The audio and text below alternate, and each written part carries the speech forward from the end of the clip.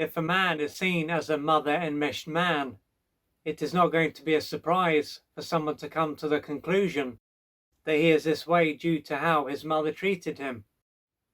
Therefore, if his mother had treated him differently during his formative years and treated him differently now, he would be different. In other words, his mother will be the one who did the most damage, so she will be the one who is responsible for what he is like as an adult. And if he is aware of what he is like, he could also come to the same conclusion. However, although it could appear to be this black and white, what if there is far more to it?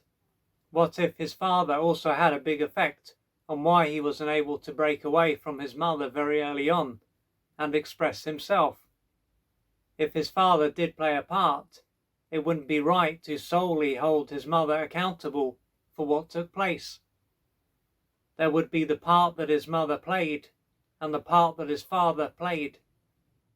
During his formative years, there were things that he needed from his mother and things he needed from his father.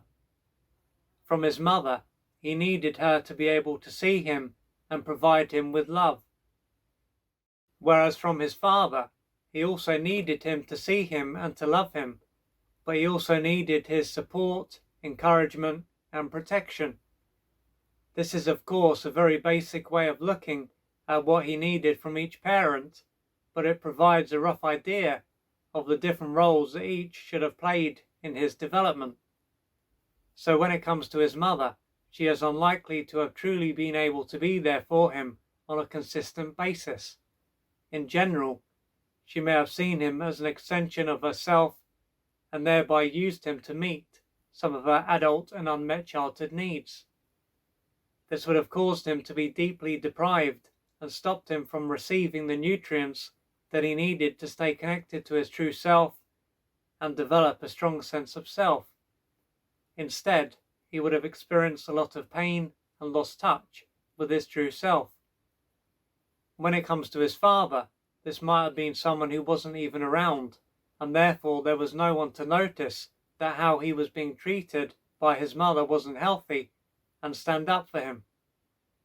His father would have abandoned him for one reason or another, and this would have left him defenseless. Now, it could be said that if his father was around, there would have been no reason for his mother to treat her son in this way. But, while this can sound accurate, this is likely to show that his mother had underlying issues, or else she simply wouldn't have looked towards her son in this way. If a mother was mentally and emotionally together, it is highly unlikely, regardless of if her partner has left, that she would look towards her son to be there for her.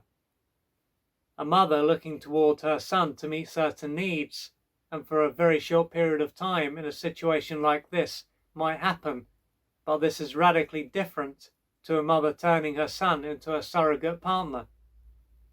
For a mother who is together, seeing her son in this way wouldn't occur to her, and if it did, it simply wouldn't feel right. When this does happen, then, it is not solely a sign that a mother's partner has left or is distant. It is also likely to be a sign that her own developmental years were full of deprivation. If his father was around, not only might he have been emotionally unavailable, but he might have acted more like his partner's slave than her equal.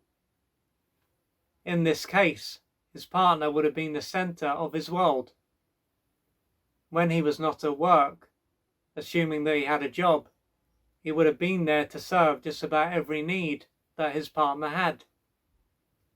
Ultimately, he would have lacked backbone and not been in his power.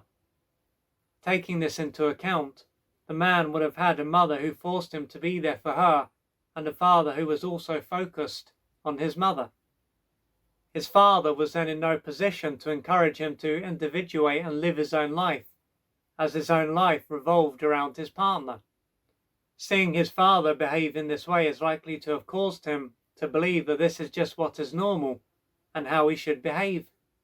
If he ever tried to go against how things were in his family system and express himself, his father might have verbally and or physically harmed him.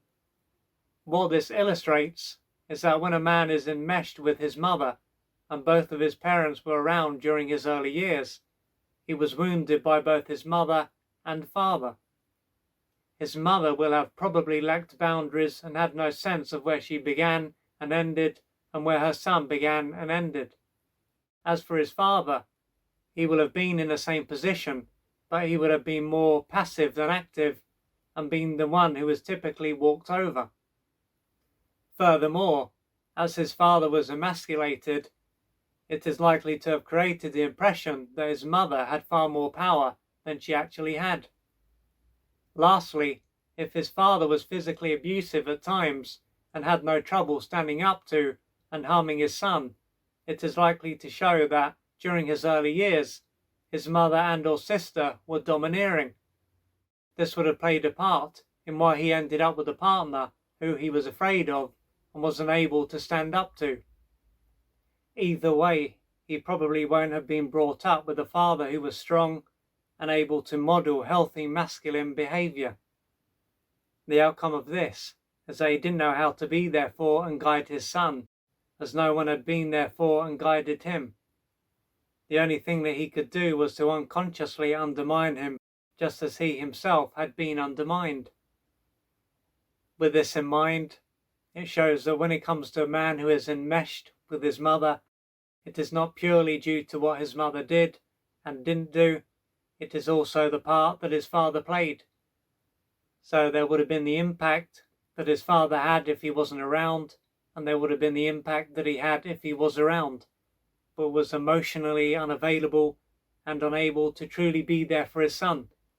So if you're a man and you can relate to this, perhaps before you thought it was just your mother who had a negative impact, but now you will see it is also the impact that your father had, and so there will be wounds to work through in relation to your mother and your father.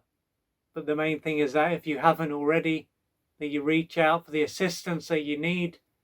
As you probably know, I've written a how-to guide on how to no longer be a mother-enmeshed man, and I also offer personalized consultations.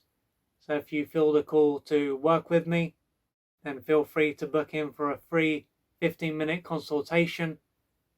But the main thing is that you don't suffer in silence and do what you need to do to gradually change your life. If you would like to find out more about the services that I offer, please go to www.oliverjrcooper.co.uk or email me at info@oliverjrcooper.co.uk, and I'm looking forward to assisting you on your journey.